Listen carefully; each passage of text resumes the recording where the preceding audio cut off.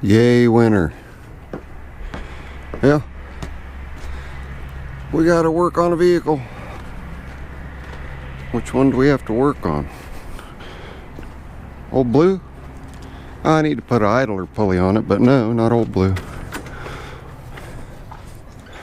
And something's missing outside. Clifford's gone.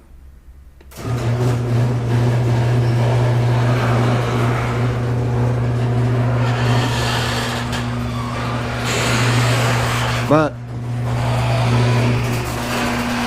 we have a 2011 Hyundai Santa Fe.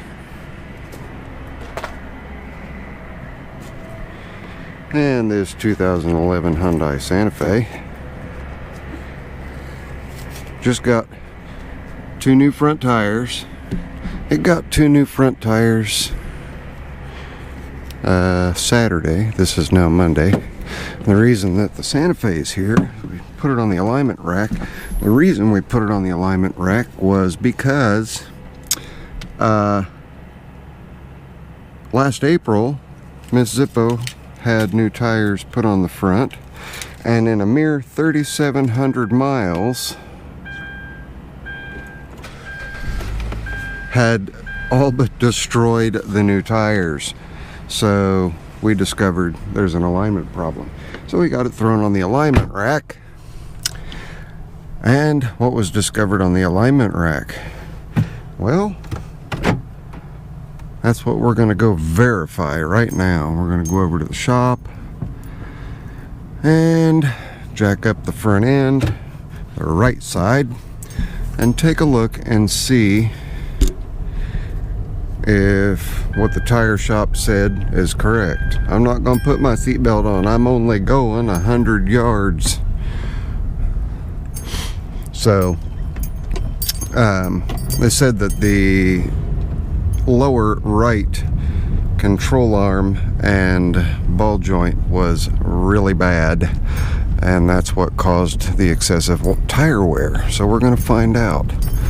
I'm gonna get the car jacked up, get everything hooked up, and I left the shop unlocked. Imagine that. I don't do that. Why did I leave the shop unlocked? That's interesting. Oh well, I'm sure, and it's been unlocked since Friday. And this is Monday. So we'll get in there. I'm gonna get everything out, get the jack under it, get it jacked up, and we're going to do a quick check just by grabbing the wheel. And I'll show you guys how to check for loose suspension parts. Kind of a generic check, but it'll work. It'll help. So give me just a minute to get things set up. Alright gang, where we're looking at, let me fix the microphone. Hang on. There we go. I might have just lost audio. Where we're looking at is making sure the microphone was even on. We are looking right below this, right below that bolt, right there. Looking right below it, right down in there, that gap. I don't know how well it's going to show up because it doesn't move a lot. These are non-greasable Zerks, which I think is just the most idiotic thing. So anyway, I want you guys to watch the movement, the relationship of the spindle, which is up here, to the relationship of the control arm, which is down here. It's barely noticeable, but I'll do a little bit of moving.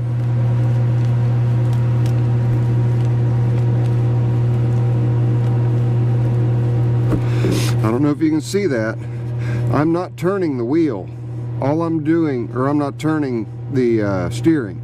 All I'm doing is putting pressure, lateral pressure in on that, and that ball joint is really, really sloppy.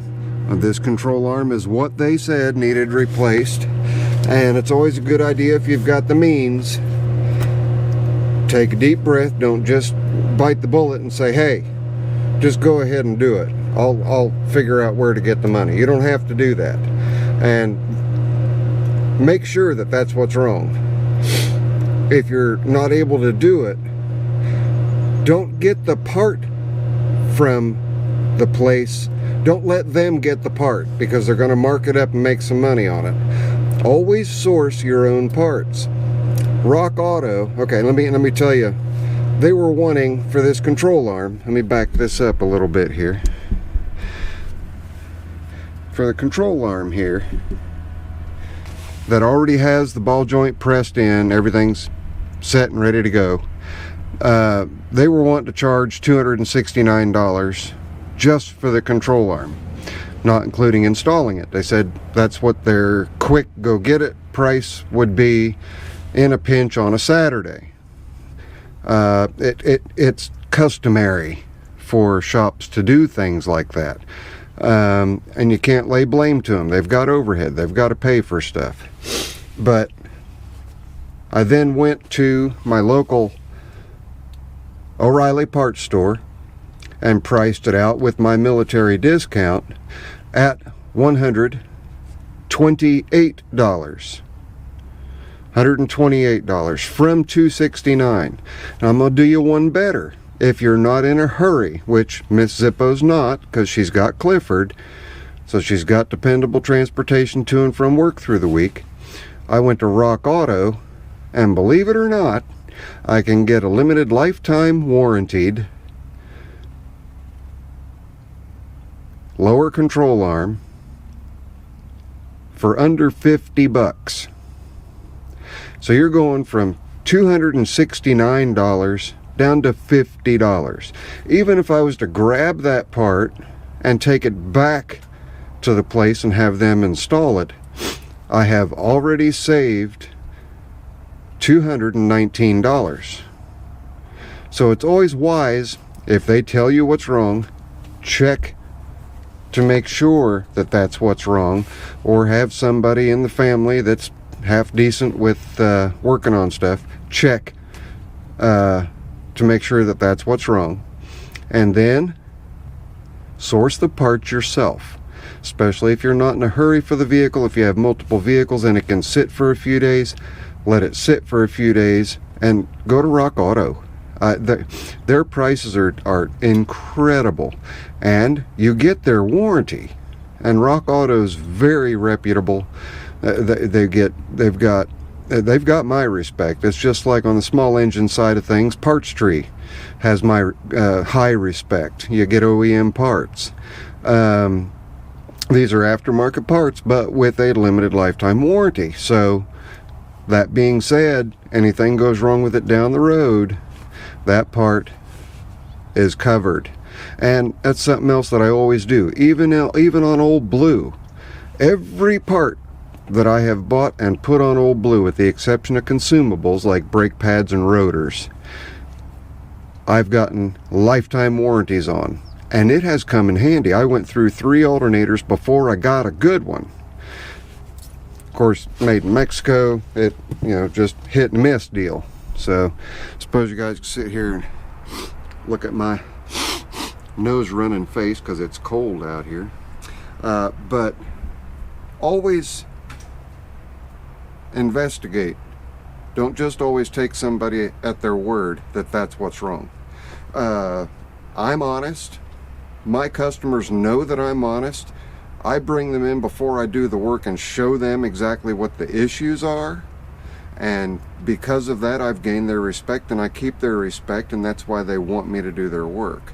That's why I have repeat business. I don't have repeat business because I've screwed up. And I have screwed up a couple times and have had to go back and repair something that I did incorrectly.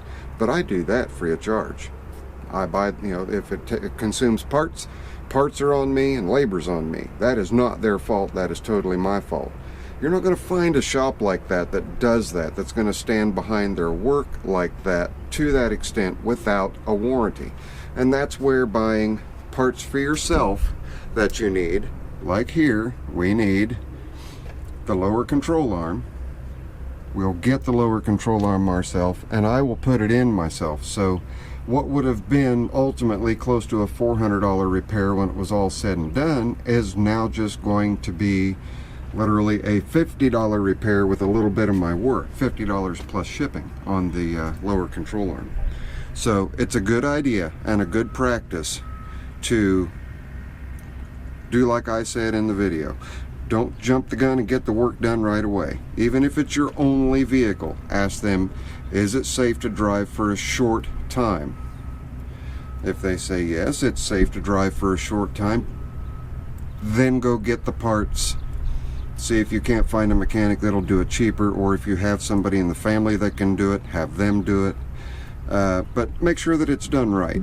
So I'm going to hop on in the house, hop on to Rock Auto, and my local O'Reilly's, they're really good at price matching.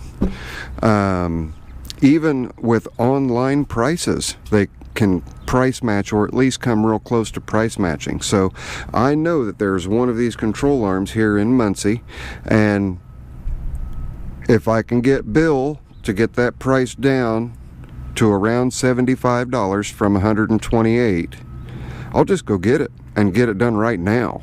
If not, I will go the Rock Auto route and we'll get it repaired that way. But I want to thank you guys for tuning into this version of Zippo's Auto Repair. I'm not going to call this part 1 because I'm not positive that the camera's going to be kicked on when I replace this. It's actually really simple. You have a compression bolt down here that you just loosen up. That'll loosen the ball joint from the CV joint. You have a bolt right there. Excuse me. You have a bolt right there, and then you have a bolt right there. You take the, and there's nothing else in the way. You take those 3 out, pull it out, slap the new one in, put those 3 fasteners back together. Then you take it and get it aligned to make sure that your alignment is correct. And the alignment on these are done over here on the rack and pinion, as you can see. The rack and pinion's riding towards the back. But your alignment is done here, and it's also done on your struts as far as caster camber, toe in, toe out, and all that. Now right now, the problem with the tires that we were having was the insides of the tires were wearing really bad. And that was because that ball joint was giving it this and just wearing on the inside. It has pushed 3,700 miles, destroyed an identical pair of tires like this. You can see how good the tread is, right? Nice tread. Yeah, it was down to the wear bars. Let me show you where the wear bars are at here.